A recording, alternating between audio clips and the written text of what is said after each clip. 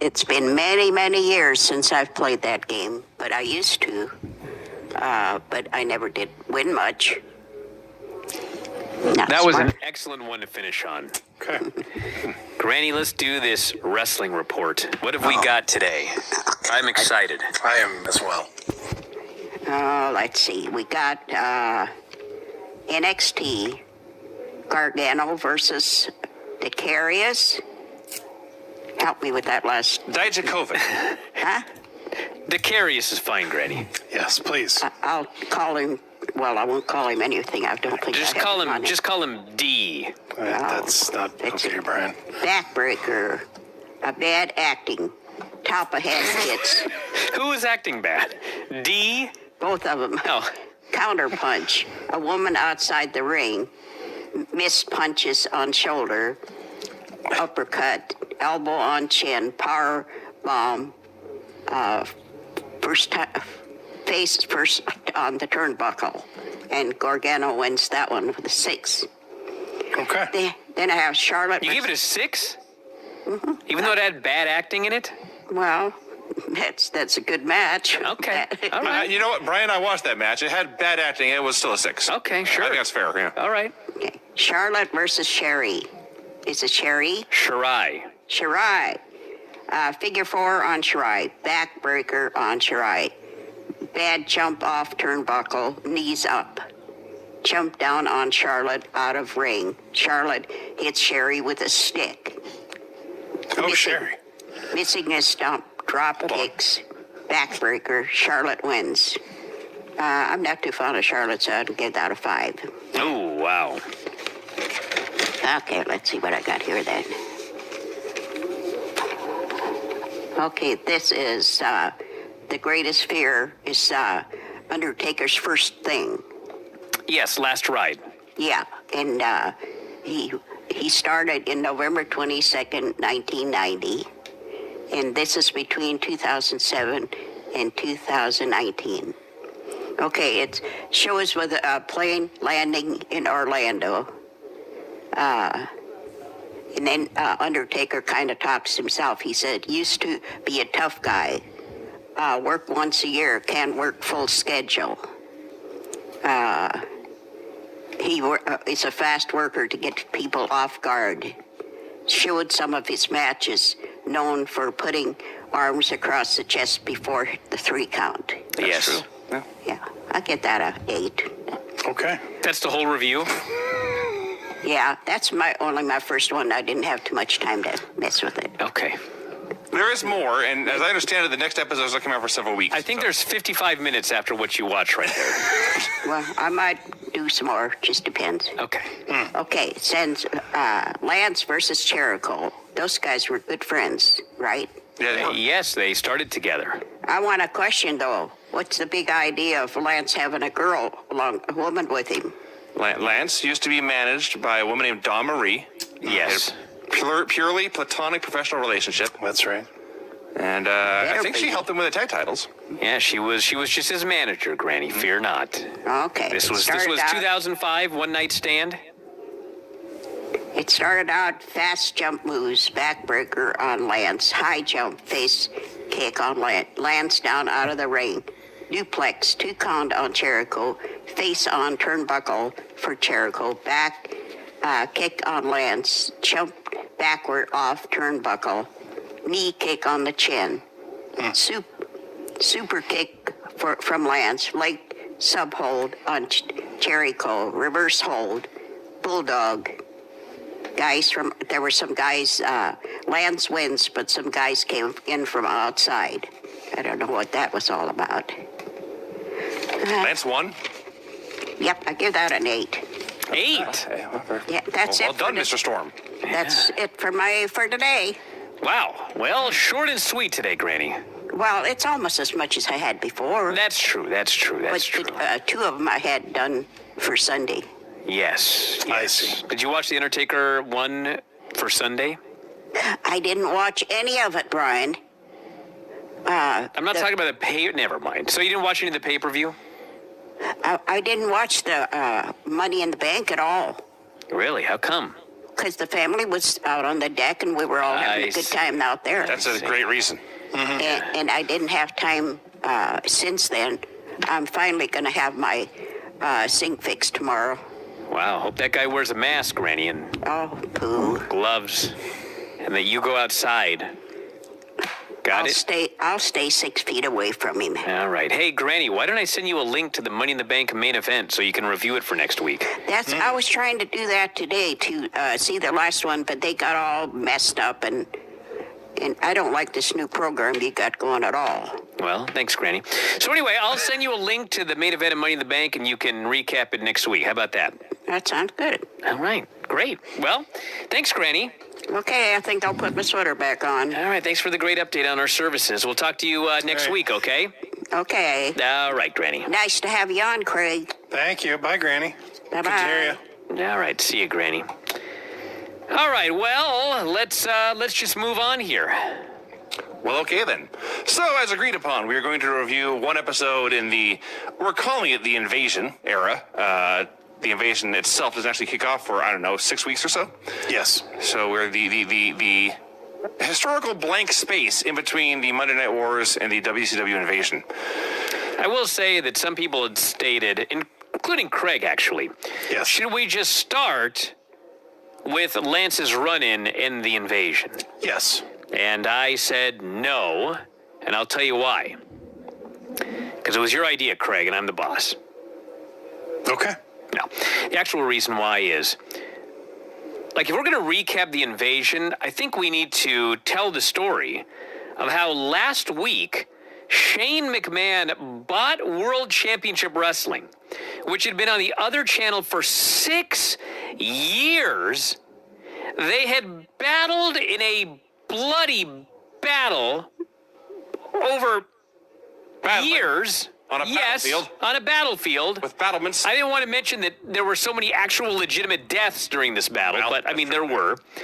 So after all that, I just want everyone to play along with us as we talk about the Raw the week after the end of World Championship Wrestling, where the only mention of World Championship Wrestling on this show is Shane McMahon appearing at WWE New York. That's all they did. Yep. So I would like everyone to follow along so that they can understand how badly this whole thing was botched from day one. There's fucking zero follow-up. I can't say zero, obviously. There's, on a scale of 1 to 10, the follow-up on the show is 0.5 for the demise and the purchase of World Championship Wrestling. I want everyone to know how long they went before they did anything. So that's why we're starting here. WWF Monday Night Raw, April 2nd of the year 2001. We open with Stephanie McMahon Helmsley coming out with a wooden robotic promo. Well, Vinny, let's talk about Steph coming out. And as noted, this is the first Raw after Shane purchased WCW. This is the first Raw after Steve Austin turned heel. This is the first Raw after WrestleMania X7, and she comes out to open the show to complain about Trish Stratus. Mm-hmm. That is factual. That's factual. So yes, the setup for what happened and what happened was terrible on its own, but the delivery of this promo is what stuck with me most because, and this is going to be one of those things that sounds like super obvious, but it hit me all out of the blue as I'm watching this. Like we mentioned all the time, we go back and watch old shows from the 80s and the 90s and even around the turn of the century. I would say, man, promos all used to be so great. Like 90% of promos then were better than 90% of promos today. And Steph comes out here and does this promo, and it's all prefabricated. It's all marketing buzzwords. It's all catchphrases. It's delivered very wooden and robotically. And I like to think, well, no wonder everything sucks. They're all trying to be like her. This is their influence. Well, she's the boss, and they're trying to do what she thinks is a good promo. This was the period where she took over creative. 20 years later, we're all still paying the price. The good news is she was not out there long. She says, I have requested and been granted a whipping match with Trish Stratus tonight in this very ring. And she calls out Vince, just pans him the stage. And Vince is out here just forever.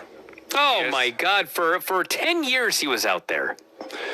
He has the privilege of handing the championship to Steve Austin tonight.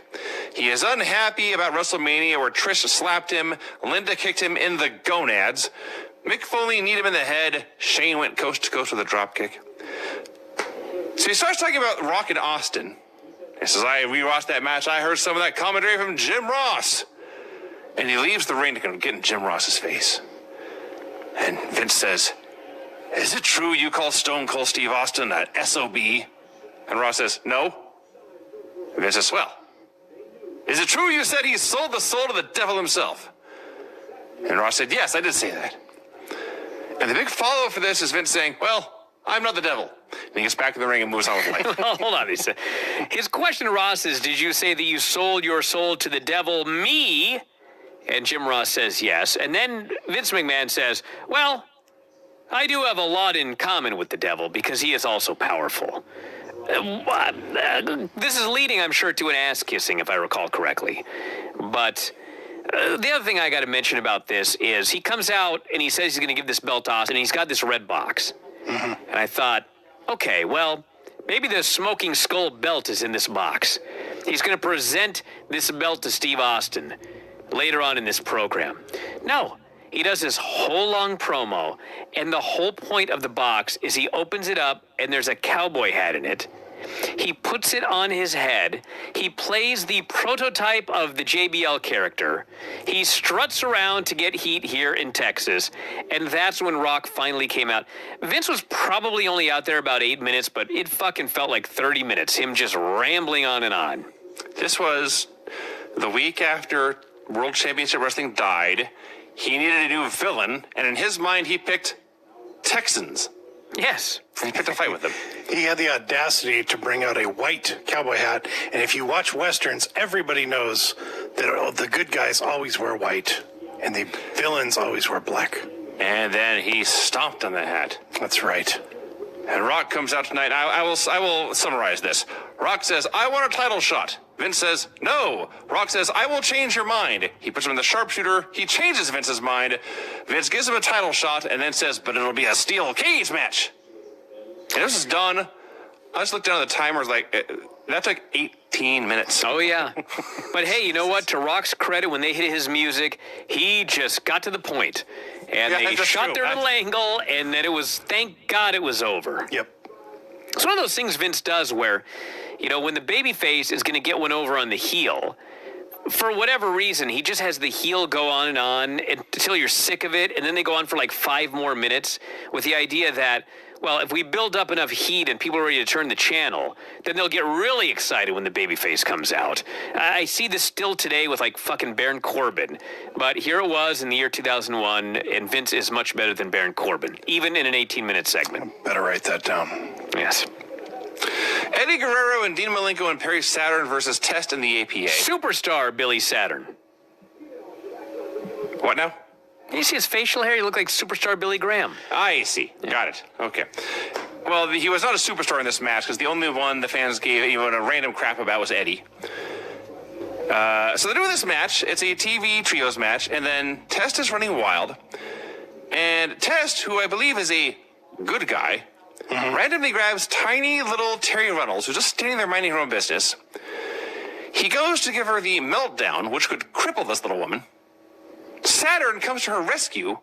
He pulls her away, sends her to safety, and then Saturn gets booted and pinned. Yeah. That was weird. You know, as over as Eddie is here, I mean, soon he is going to be on his way out for a while, so to speak. So, I mean, there is an interruption there. But when you think about the career of Eddie Guerrero, you know, everyone talks about how he came from WCW and then they put him together with China and his charisma was overflowing and it led to him becoming champion. Dude, it's 3 more years before they pulled the trigger on this guy. Wow. Yeah. Well, yeah. And frankly, I mean, I know I get what you're saying, but at the same time, there was that problem. He gets himself in trouble. And yes. I can't critique them for being that reluctant, especially in hindsight. Well, quite frankly, Vinny, if he hadn't had that time off, it still probably would have been till 2004. It probably would have. This was a weird match because you had Test and the APA on one side, and then the bad guys had to get the heat on somebody. So Bradshaw's who they got the heat on. Yes. Big giant Bradshaw on these. It's Yes. Gulliver of the Lilliputians, basically. Yes, and they were just destroying him. They didn't even hardly cheat. And then, of course, Test had to make the big hot comeback. Yeah, I honestly don't know what the point of any of this was. That's true. Yeah. Stephanie goes to meet with William Regal. Commissioner Regal, I want your personal assurance that Trish won't weasel her way out of our whipping match tonight. I'm over Steph already. Mm-hmm. She vows to make Trish squeal like the pig she is. Flipped her shit on this poor guy. Don't even know why. Flip her shit on the desk. I guess so, yeah. Open the desk around. Regal looked very, very pale. Well, we saw him later. He came out. Well, we'll get to what he comes out for, but it's the day after Mania, and he worked a very snug match with Chris Jericho. That's true. And there's welts everywhere on this man. Yeah, but remember what happened to Vince at WrestleMania? He's out here taking bumps. Took 2 bumps on this show. Dude's out of his mind. They recap some of the new champions from WrestleMania. They recap TLC 2. And of course, the whole point of this recap is because for those of you that are too young, that show was on pay-per-view. And thus, when it was over, they tried to sell you on the replay in case you missed it. Yeah. So they would show you a little bit, but not a lot. You know, with we don't realize how spoiled we are with the network, but a coworker of mine actually rented Money in the Bank this weekend for $55 on his cable provider. What? Yes, Does he know about the WWE Network? he does now. Well, That was an expensive lesson. that I'll was say. a very, very expensive lesson to learn. Did you tell your friend at one point the WWE itself was telling viewers like your friend that they are stupid? Yeah. Well, I wouldn't do that. $55. I mean, is he still going to support them after he finds out how badly fucked over he was? Unclear. Possibly, maybe. I mean, was he a fan? His kid is. I see. So, Because, like, if you're a fan, I mean, if you ever go to any wrestling site, I mean, you can't go anywhere on the internet without advertising coming up Right. telling you how to get a pay-per-view for free. right, but when your 7-year-old kid wants to watch Money in the Bank I see. and you're on lockdown, Man, you know, I'd you take it pay out on that kid. That's his allowance for a good 5 weeks. Brian's missing jujitsu. He hasn't choked out a kid in a while. It's been a while. Right. Vince McMahon meets with William Regal, wants to make sure he knows what to do in the whipping match, and Regal says, yes, I do. Triple H arrives wearing at least 9 jackets. he looks like Joey wearing all of Chandler's clothes from Friends. Yes. Yes. It's just absurd. So I think it's Cole that interviewed him. His question is, It was Cole. could I just get your thoughts on something that rarely occurs? A loss by you to The Undertaker. He was hedging his bets right there. This rarely happens, Hunter. Rarely. But you did lose. Any thoughts? Yes. Hunter flips his shit. Well, he did, but he also had a rational. He was clearly not in a happy mood. But he explained, I've been kicking ass for 364 days this year. I had one bad night. I'm not taking anything away from The Undertaker. He did what he was going to do. He said he was going to beat me, and he did. But I loved every second of it. I can't wait to get in the ring with him again, and he won't beat me again. He'll know I am the game. And he starts to leave. And Cole says, what about Stone Cold winning the WWF title with help from your father-in-law, Mr. McMahon? Did you know anything about it? What did you think? Or, excuse me. He asked, do you know anything about it? Hunter pauses, and Hunter's response is, what do you think? And he storms off. Excellent answer. Hunter was great here. Yes. Hunter played babyface all night until the end. Yeah. Hunter, Spoiler, Craig. I just said till the end. I didn't say what happened. Well, if he was playing played babyface, babyface then he until the stops end, playing babyface. that's a pretty good indication. Whatever. Trish is walking backstage with her strap. Apparently, for now thinking about it, like 10 minutes, she just walked around whipping her own hand. Sure, warming up. Steven Richards gives his crew a pep talk because I had forgotten this. Apparently, right to censor is still a thing. Yeah. I thought Mania was their swan song. They were done. But no, he says, we lost the women's title at WrestleMania. We lost our tag match at WrestleMania, but we did not lose our convictions. Tonight, we will go after that which we hate most of all, the hardcore title, and we will show Kane and the world how deep our convictions run. That's my most hated thing as well as this fucking hardcore title. But you don't want to win it, though. No, of course not. I mean, if I could get it and throw it in the garbage, I mean, that would be worth it. That's where they found it, actually. Stephanie McMahon Helmsley versus Trish Stratus in a whipping match. Holy smokes. Steph attacks her on the ramp. They roll down the ramp. They get in the ring, and Steph starts choking on her, and she falls down. Mm-hmm. She fell down throwing a stomp. They start choking her with the belt. She goes up to the middle rope. She's going to try and hang Trish. But, Trish is green as grass. And they're trying to figure out how to do this without actually killing somebody. Mm-hmm. And Steph loses her balance. She falls off the ropes. I'm like, my God, look at this match. I literally wrote, this is the most clumsy match I've ever seen. It was very clumsy. And I was, for a while, I was of two minds about it because they're very, very clumsy, but they're clearly trying very hard. And at one point, Trish gets one strap in each hand. And she's going Florentine on Trish. And I thought, okay, I will concede I'm enjoying this horrible match now. Well, the funny thing about it is, as I watch it, my first thought was, dude, do we have to do fucking spots? Just hit each other with this goddamn strap and idiot-proof it. And then I realized Steph fell down standing and she fell down sitting. You can't idiot-proof it any more than that, but somehow she still fell down doing both things. So it's one of those where, as bad as it is, they were trying their hardest. So they were definitely trying. I gave them credit, which actually is the worst you think about it. This was the best they could do.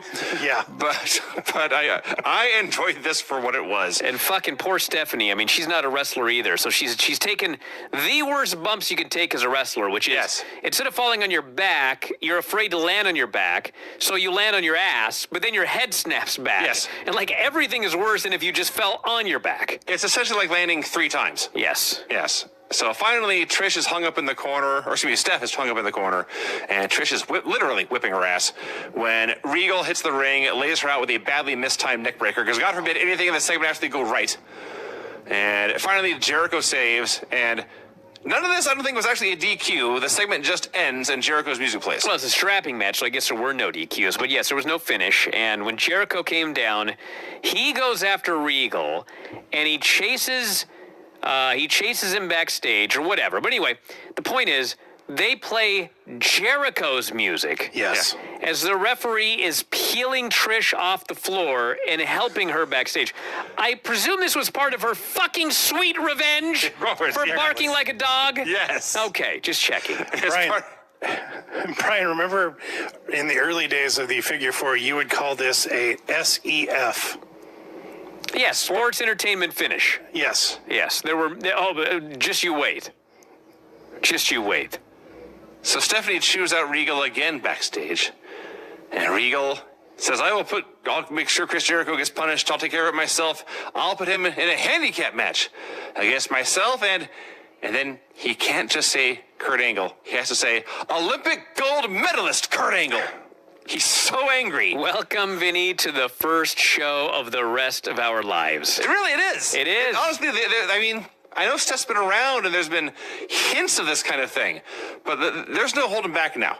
It's what the show is. The show is really one commercial for 2 hours until it becomes one commercial for 3 hours. Crash Holly, who is the light heavyweight champion, in case you'd forgotten. Thank you. Versus Rhino. So Crash has a championship, but it's completely forgettable. And then Rhino's here for his first official in-ring action. They miss his entire entrance. We have a shot of Crash Holly standing in the ring. They cut to the Snickers, whatever their sponsors are, for a while. And when they cut it back to the ring, Rhino's just in there having a stare down. So these guys only had maybe a minute. If that, 30 seconds. They said, listen, we're going to do the absolute best we can with the time we had. And for as long as this lasted, it was awesome. Crash hits a big missile dropkick. He fires up a house of fire, but behind him, Rhino has popped to his feet, no sign of the missile dropkick, raging like an animal. He gores the hell out of Crash, pins him, and then Molly lays out Rhino, but she is also gored. Well, let's talk about this for a second. So Rhino wins in 30 seconds. He stands up, and Molly does the Molly go round, the flip dive off the top, and she lays out Rhino. So she goes to check on Crash, who's on his back. Rhino gets to his feet. Molly is between Rhino and Crash, but she's very close to Crash. So Rhino manages to spear her over a crash, but not so hard that she hits her own head on the bottom turnbuckle. It was very impressive. It was like, I can't say perfectly timed, but like you need like an architect to tell you like exactly what to do and with what speed, and he managed to pull it off perfectly. Launch velocity, exit velocity, launch angle, Yes. Reminds me, by the way. Go ahead. Kevin Kelly asks Deborah how she felt about Vince McMahon helping Steve Austin. She says she was as surprised as anyone else. And when he asks point blank, did you know what was going to happen? She says, I can't talk about it right now. And she leaves. Vince comes out with a belt over his shoulder. I do have to say that in both, and I didn't need 2 Vince promos, but in both of his promos, Vince did in fact note that last night at WrestleMania, all of you fucking Texans cheered for Stone Cold Steve Austin, and now you're booing. Yes. He brought it up 2 times, which of course, it's the old heel thing where he's right, and so now you're even more angry at the guy. So he's rubbing it in and talking about how everybody here has a boss. Every single one of you. And you suck up to your bosses every day. Don't blame Steve Austin for doing what he did. Every one of you would kiss your boss's ass if they asked. Right, guys? Yeah. Okay. That happened, yeah. So that's not what I was asking, but thank you, Vinny, for noting in the affirmative that you would kiss your boss's ass if he asked. Anyway, so Austin comes out. He's cheered for his entrance, but then as Vince starts to speak, he is booed. And then when Austin takes the belt and poses on the turnbuckle, he is booed. And Austin grabs the mic, asks the fans, if you want me to whip this sumbitch's ass, give me a hell yeah. And they still say, hell yeah. And he says, it ain't gonna happen tonight. I'm not gonna do your wish anymore. I won't let you sponge off me like parasites. You people are the same as the people in the airport, the people on TV asking, why Stone Cold, why? Well, I don't know any of you an explanation, because that's their favorite thing to say. God damn, for 19 more years we've had to do this storyline with heels. I don't owe you an explanation. When they don't actually have what a good explanation. Yes, Yeah. and there wasn't one. No. So, since you want to chant for The Rock, he says the fans are chanting for Rocky. I got something to say about that, too. Rock, you come down here, you put Mr. McMahon in a sharpshooter. That's not something you do. When they drop that cage, I'll bounce you off that cage, I'll lay the smackdown on you tonight, and that's all I got to say about that. So, the key to all this is, while in many ways he still acted and behaved like Stone Cold Steve Austin, the one significant change is he referred to his boss as Mr. McMahon. Well, that and he didn't stun him. That's also a radical change. Yes. And he also berated some fans at ringside and taunted them. So He called a young man a bastard. he's trying. I mean, the guy was a great heel. I mean, this is the lesson we will all learn here. Steve Austin was, if I recall correctly, I guess we'll watch it again, but he was great at his job. Sure. The problem was nobody wanted to pay to see him do this job, and millions of people stopped watching between that and the death of WCW. Hunter is watching. He's not happy about any of this. Oh, there was one other thing in that segment there. So the fans are saying, why Stone Cold, why? And he says, how about an explanation? And a slow one, he says, for those of you here in Texas, about why I did what I did. And there's no reaction. No. Texas doesn't get the insult. Yeah. Well, It happened, everybody. I mean, that's don't why. get mad at me. It fucking happened. I watched it with my own eyes. So Hunter's watching on a monitor. He's not happy about any of this. Rock is watching on a monitor. He's not happy about any of this. Val Venus versus Kane. This is one of those matches where, like, how long did this go? I seriously thought this went like 15 minutes, and I went back and timed it. It was about 5.5. Sure. Yep. But you know what, Vinny? You know what? I don't ever need to see it again as long as I live. Okay, but I hate these dumb hardcore matches that they do that are just 5 minutes of them hitting each other with shit. At least this one, it was like WrestleMania 10, just much worse. They had a wrestling match that happened to have 2 garbage cans involved. So it wasn't complete garbage. And a third grown man in the ring. Well, there was that too, but still, my big question was, RTC has 4 members that I'm aware of. Right? 4 males and a woman? Steve, Val, the Godfather, Bull, and Ivory. Okay. Yeah. So they all vowed, they're all healthy, as far as I know, except Ivory. They all vowed that they're going to go win this title. Yet, in a hardcore match with no disqualifications, they came nowhere near ringside. Val Venus just wrestled all by himself. And the moment he gets beaten, they all run in and they beat up Kane. Yes. This is a dumb group of dummies. Well, they are. I mean, they're a dumb group of dummies. At least the heels in the dumb group of dummies. That's true. It wasn't the baby faces this time. So, I mean, Steven did try to run in at the very start, but he got thwarted right away. Well, there's 2 other bigger dudes. Understood. Where's the good father? Where's that other guy? I could make a guess that he was outside having a smoke. Bull Buchanan. What was he doing? sharing the smoke. Sure. Maybe, I'm but I guessing. mean, do that before the fucking match. I guess. Well, they weren't booked a sales match. Anyway, this match went 5.5 minutes. It felt like 5.5 hours. Kane won with a clothesline. RTC attacks. Undertaker saves. Not the place was going absolutely nuts for this, but I mean, I was as excited watching it as I am reading it back now. Hey, you know what? Maybe on SmackDown, Stevie will show up and yell at them for not being there during this match. Maybe that'll happen. Let's cross our fingers, everybody. There was a point in this match where Val jumped at... Kelly, we're still talking about this. Go ahead. I know. He jumped. It was just very impressive. He jumped and mistimed a power slam that Kane was going to throw. And Kane somehow managed to herc him up and toss him down with great ease. And Kane is very strong. Kane is I'll monstrous. say. Kane is monstrous. Kane is a victim of bad timing because he happened to show up when Austin, Rock, and Undertaker and Hunter were all at the peak. You know, decades ago, here's another thing about this match. Decades ago, this was about 2003 or 4 or something like that, when Buddy and I went to Kelowna for the tapings, and he claimed that I was his little brother, and so I went backstage and ate catering and just had the time of my life. So we're sitting in the stands before the show, and Kane comes out, and this was after he'd removed his mask, so he had the shaved head. But Kane's street clothes that day were blue jeans and a flannel with no sleeves. And he looked exactly like Big Wood. I was like, what the fuck is Big Wood doing here? I was like, buddy, Big Wood is here. Big Wood got signed. Jesus Christ. Whoa, great for this guy. Then I realized it was Kane. Yes, they do look exactly the same. Yes. That is and true. both Republican. And that's also true. Let's see. Hunter goes to confront Regal. But Kane wears a jacket with sleeves, unlike Big Wood. That's true. Yeah. That's true. Hunter goes to confront William Regal, demands to know where Vince is. And Regal's taken aback. Don't you mean Mr. McMahon?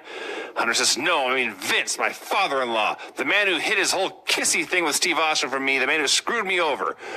If I find out you knew anything about this, I'll kick your ass. Now, where is Vince? And Regal points like 2 doors down the left or whatever he says. So we go to break. We come back. Hunter finds Vince, slaps the coffee out of his hand, wants to know what the hell is going on. Hunter says, Vince says, look, I didn't tell you what was going on because it wasn't any of your business. Stone Cold asked for my help. You didn't. Stone Cold was a winner at WrestleMania. You weren't. He walks away, leaving Hunter even more frustrated. Chris Jericho versus William Regal and Kurt Angle. So this is a handicap match, and I'm not going to do it here. Just listen to today's Observer Live. It's segment 2. I explain the cockamamie tag team match rule that resulted in a disqualification last night when Seth Rollins, in a match, grabbed Rey Mysterio when they were both in the same match. It took me 12 minutes to explain it. It's so fucking dumb, okay? But now that I know it, I can't even watch these fucking matches anymore because it just, I am constantly seeing the lengths that they go to not break this dumb fucking rule. But they did it even here in a handicap match. This ref is going out of his way to not see shit. It just drove me crazy. Well, the big spot here is Angle hits the Olympic slam, but William Regal demands to be tagged in to make the pin. And he is commissioner, so Kurt tags him in. And, of course, Jericho kicks out. And he makes a little comeback. Angle hits a chair shot from the floor. Regal wins the neck breaker. They continue attack until Benoit saves, and Jericho and Benoit, old enemies, are left having a stare down. Shane McMahon arrives at WWF New York. Oh, man. Great. The Castrol GTX Slam of the Week is Edge spearing Jeff Hardy out of the sky, which is a hell of a Slam of the Week. That should be the slam of, like, the decade. Pretty much, yes. Yes. The One Billy Gunn versus X-Pac. Okay, hold on. Allow me, Vinny. Allow me, okay? But believe it or not, I have something to say about this stupid fucking match.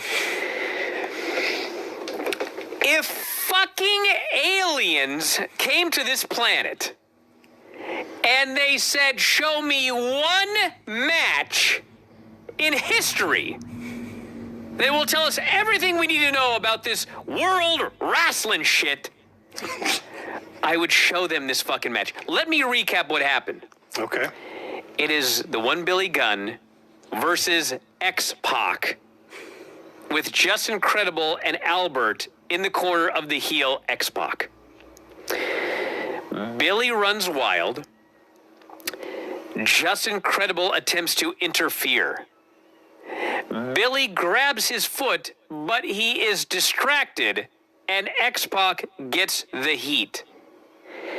Billy makes his comeback, and he hits his finishing maneuver on X-Pac, but Justin Credible has taken the referee.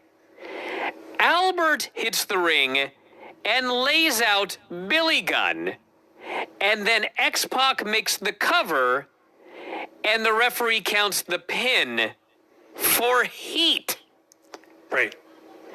This is every fucking match I've ever seen, I think, in my whole life. This was the textbook WWE bullshit get heat match. Am I wrong? No. Well, I didn't go into that much detail, Brian. I didn't have that much passion, but I did actually write down By every Raw the match ever. fucking book this match was. I was insulted by how by the book this was. Why did they bother? Justin Credible was physically assaulting the ref. He had him in a bear hug at one point, and that wasn't a disqualification. This was dumb. There was two mentions of WCW on this show. The first was when Shane McMahon was at WWE New York and the fans were chanting WCW. The other one was Heyman during this match. He told Jim Ross he feels this match was made because Billy was talking to Shane McMahon during SmackDown last week. Yes, apparently on SmackDown, Shane was trying to recruit Billy Gunn to... Oh, I see we started a show late. Well, what's funniest about this is that's the storyline they're trying to tell. Which, by the way, SmackDown was before Mania. I guess it would have been after Raw. So they would have announced the announcement. Yeah. Anyway, Heyman is playing his own gimmick where he can't bring himself to say the letters WCW. Right. Which is funny, but he's now a WWE employee, and WCW is now a WWE entity. Mm-hmm. So he did not do WCW any favors by refusing to say their name. Now, granted, I didn't watch SmackDown. I haven't seen it in 19 years. Maybe I'm wrong about this, but I can't help but note that in a promotion with The Rock and Stone Cold Steve Austin, Yeah. and The Undertaker, Yes. and stars of this magnitude, Shane McMahon is trying to recruit the One Billy Gunn. That's his idea. This is the guy we will advertise as perhaps he will jump ship. Dude, this invasion is gonna kill me. It's already off to a great start. So then Shane's at WWE New York with a black eye. And I don't actually think that he suffered a concussion, brain damage basically in the match the night before. I think it was because of the fans, but this fucking guy could not keep his train of thought.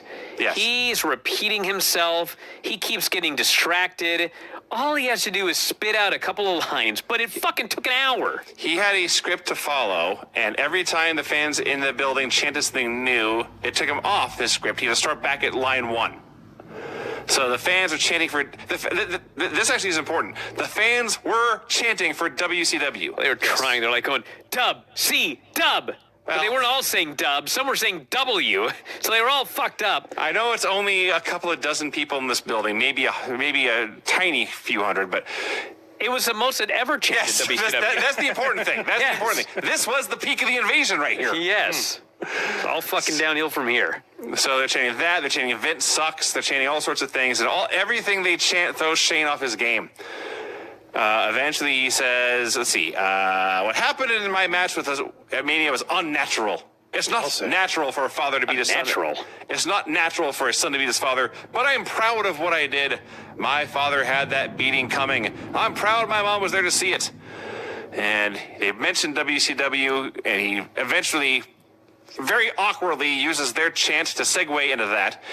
He says, "I'm focusing on my new interest now. Things are shaping up quite nicely, and things are going to get very interesting." And with that out of the way, he adds that after he watched his mom kick Vince in the gonads, she wants him to kick somewhere even more painful in the checkbook and take him to the cleaners. That's not more painful physically. Of the two, Emotionally? Emotionally, yeah. I will get kicked in the check, but just about every time. Take my debt. Fine. Cole interviews The Rock. Rock says, Austin knows he can't beat The Rock. I saw panic in Austin's eyes the night before. Tonight, I'm going to whip Austin's ass all over the Lone Star State. So we have The Rock versus Steve Austin in a steel cage match. Now, I know things change. Wrestling changes, and what worked 20 years ago doesn't always what works today. But the very first spot they did in this steel cage match was slamming the door on The Rock's head to set up brawling outside the cage, in which Rock was winning.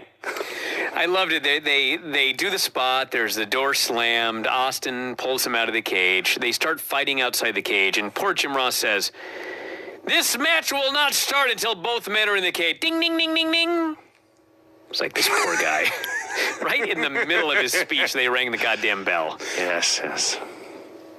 So the match goes on for a while, and They do get in the cage. They do Austin's busted open. Yeah, I don't know. I assume it's something from the night before that got ripped open again. But I would imagine. Yeah, because he's bleeding everywhere. So, well, he cut himself a lot the night before. He certainly had. So eventually, Rocky makes his comeback, and every time he has about to win, Vince takes out the ref. So he gets the sharpshooter, Austin taps, but there's no referee there. Which, by the way, was like the first time Austin ever tapped. I'm sure it was. In WWE, yeah. Hits people's elbow. Vince tackles the ref to the ground. Now they're outside the cage, and Tim White shoves Vince down, gets back in. But when Rock gets the rock bottom, Vince attacks the referee for a third time. Now Rock can take no more. He takes matters into his own hands. He throws Vince into the cage, locks the door behind him. He's whipping Vince's ass for a while until Austin nutshots him. And suddenly, Hunter Hearst Helmsley's music hits. And he comes out with a pop when his music hits. They think this guy's going to come beat up his hated rival, Steve Austin. And, it's Motorhead playing. He's got his 18 jackets on. He's swinging this hammer. And he gets in the cage. He has a stare down with Austin, and everyone's waiting for it to happen. But it is a swerve. And he turns. He lays out Rock with a hammer. All the heels stop and smile at each other in case you were confused at what was happening here. And they spend like 15 minutes doing hammer shots and pedigrees and stunners and drinking a lot of beer. What's interesting, though, is unlike today, Rock is their top babyface. And so even though The Rock has been screwed by 3 fucking guys with weapons, they still would not pin The Rock. Yes, there was no finish in this cage match. Which is funny because they used to pin this fucking guy 6 ways from Sunday on twice on every show. Yes. But now that Austin is a heel, and he's like their one top babyface now, they would not pin him in this match. Yeah, and I think this is when Rock leaves to make Scorpion King. Yeah, may have been. Man. Don't quote me on that. Anyway, that was Raw. It was, I hope it's not just me, but this show felt very different just from last week's show and not in any kind of good way. Oh, yeah. Oh, dude, this invasion, dude. They lose millions and millions of fans. Yeah. It's like, we weren't kidding about WrestleMania. Like, that was the end of the era. and we are now in the era that we're still fucking in today. It's been a 19-year-long slow decline in the popularity of wrestling, and it all stems from the immediate aftermath of WrestleMania X7 and the death of WCW and ECW. So yes, it's going to be shit, Vinny. We're not going to watch good stuff here for the next 18 months. Yay! Great. Join us, won't you? Yeah, everybody's sad about Nitro being over. Like, fucking think again. I mean, we're just continuing on their legacy with World Champions.